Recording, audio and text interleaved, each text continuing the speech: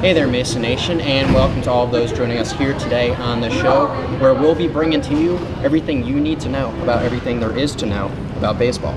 My name is Aaron Witten. And I'm Ryan Donahoe. And as usual, we'll be your hosts for Touch Base.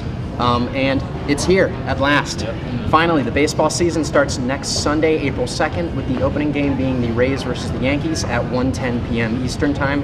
But this huge change also means huge changes for Touch Base, as we will be shortening our episodes from 15 minutes to 7 minutes for crisper and quicker information that you, the fan, can't get anywhere else and will have access to. Instead of rounding the bases as usual today, we're going to be taking hacks instead and hitting 3 topics today, with the first topic being the in the hole, or our perspective on our most recent fantasy baseball draft that Ryan and I had, the on deck notable roster cuts, and the at bat, our infamous outrage and rampage. So let's swing away for the fences. All right, so as Aaron said, we had our fantasy baseball draft this weekend, and it went well. I think I have a solid team. I'll go off by saying what my favorite pick was, and that is Jose Altuve. He is, as we all know, a beast, second baseman for the Houston Astros, always putting up great numbers. He's always close to the league leader in batting average, hits, sometimes stolen bases. So I'm really happy with my pick there. I think that he'll definitely, really anchor my team. So I'm good with that. Sure. And my favorite pick at 4th overall, third overall rather, I took Nolan Arenado, third baseman for the Colorado Rockies. Plays in that great Coors Field where they got the 5,000-foot altitude. He's had back-to-back 40 home run seasons now, so he brings that prodigious power. He plays in a really good lineup with Charlie Blackmon. As I sent you that trade, Justin Upman for Charlie Blackmon, which Ryan didn't like. I did not. That's all right. It wasn't a good trade, but can't go wrong with taking Arenado. Yeah, I definitely would have taken Arenado if he was still on the board, but I had to settle for Altuve, so whatever. My least favorite draft pick is what I'll talk about next. It's really 2 picks. I have JT Realmuto and Matt Wieters are my catchers, which, I'm hoping Matt Wieters has a great year for the Washington Nationals, obviously at being a Washington Nationals fan. And JT Realmuto, he can get some stolen bases out of the catching position, which you don't usually have. However, it's definitely my weakest position. Catcher, but also at the same time, I feel like catcher is just a hard position to predict. You never know, like Wilson Ramos last year, all of a sudden hitting over 300 and hitting bombs left and right. So maybe someone will be out there like that, and I'll be able to pick them up, and my team will be solidified for the rest of the year. So we'll see. Sure. Yeah. And my least favorite pick in our fantasy baseball draft was Jose Quintana, starting pitcher for the Chicago White Sox. He's the ace of that rotation now, but they don't have Chris Sale to anchor it. He's obviously going to get more starts because he's been the number 1 pitcher for the Chicago White Sox, but I don't know, I just feel like he's been so good. At some point, I feel like he has to regress. He's not Clayton Kershaw, who consistently puts up 2.00 ERA seasons, but nonetheless, he is a good pitcher, but I don't know, I'm just a little iffy on him. Yeah. We'll see. Next, sleeper picks. Sleeper picks are always interesting. I went hometown here. I picked Anthony Rendon, third baseman for the Washington Nationals. I may have reached a little. Probably could have gotten him a round or 2 later. But I really think he's going to have a great year. I think that he, the past couple years, has been pretty good. But, we've got people flying around back here. That's what I'm hoping Anthony Rendon will be doing this year. Some more stolen bases out of him.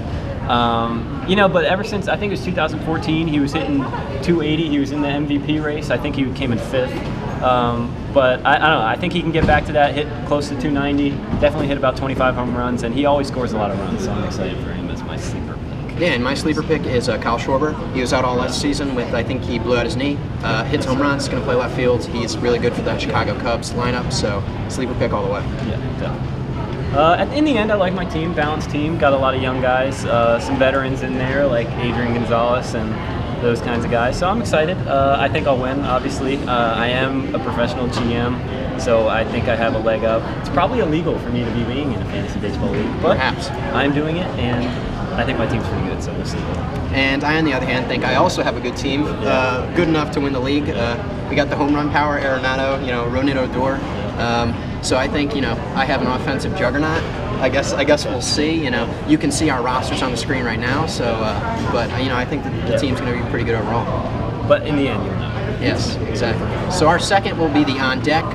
So we're going to talk about spring training so far. There's been roster cuts for both the Boston Red Sox and the Washington Nationals. I know the Sox just optioned Blake Swihart to AAA because they've got other catchers on the roster such as Sandy Leon and Christian Vasquez. I don't know about the Nationals though. Nationals have been doing a lot of stuff. I'm still not sure what they're going to be doing with this catching position. Like you talked about with the Red Sox, you know, they still have Lobaton, they still have Norris, they still have Wieters, and Severino. I'm sure Severino will probably be in the minors. Not sure what they'll do with Norris yet, but hopefully they figure that out soon. Maybe even it happened today and I just didn't see it, so we'll see. And I think both teams performed well in the offseason. The Red Sox replaced Ortiz with Mitch Moreland, Bo Gloveman at first baseman, plus they got Hanley Ramirez taking over at DH, and then the Nationals, as you probably know, we talked about this, the Adam Eaton trade, and then they got rid of Danny Espinosa so that Trey Turner could slide over to Serge. Yeah, so no Danny Espinosa, no facial here. As you see my stash going here today, yeah, it's a little Danny Espinosa tribute. Yeah, he had a stash at one point.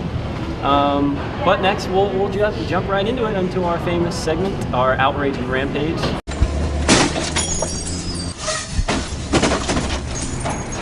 Mine is another thing that affects me personally, as that's really all I care about in the world. Nationals opening day, which I will be attending, so I'm excited about, but it is always on a weekday, and it's always in the middle of the day. I gotta miss class, you know, it's not fun. I'm gonna have to ask people who I don't usually talk to what I missed. That stinks. So I just hope maybe one of these opening days can be on a Saturday, maybe a night game, I don't know, but just come on, work on the schedule is what I prefer. For myself. You'll miss the basket weaving lesson, right? Yeah. I mean, I got class to go. I got underwater hockey to play. You know, there's work. And then my outrage and rampage is everybody from Bleacher Reports to MLB.com to ESPN is picking the Chicago Cubs to win the World Series. Theo Epstein, you're not going to win it this year. You were lucky that you won it last year. You shouldn't have, all right? You shouldn't have won the Cubs. And my grandmother wanted the Cubs. I didn't want the Cubs. The Cubs shouldn't have won. They're the favorites to win this season. Where's the love for the Boston Red Sox and Los Angeles Dodgers, both of whom have elite rotations? So I'm just telling you, everybody who likes baseball, stop picking the Cubs to win the World Series, you bandwagon winner pickers. Bandwagon winner pickers. Yeah, why would you pick the team that's most likely to win anyways? But in closing, we'll go to our fact of the day. Hall of Famer and former Texas Rangers ace Nolan Ryan is the current record holder for longest MLB career. He played for 27 years, so not too bad. He also beat up a guy at 41 years old, if you want to check that out on YouTube. But I'm glad you all tuned in today. I hope you enjoyed it. My name is Ryan Donahoe. And I'm Aaron Whitten. And we'll see you next time.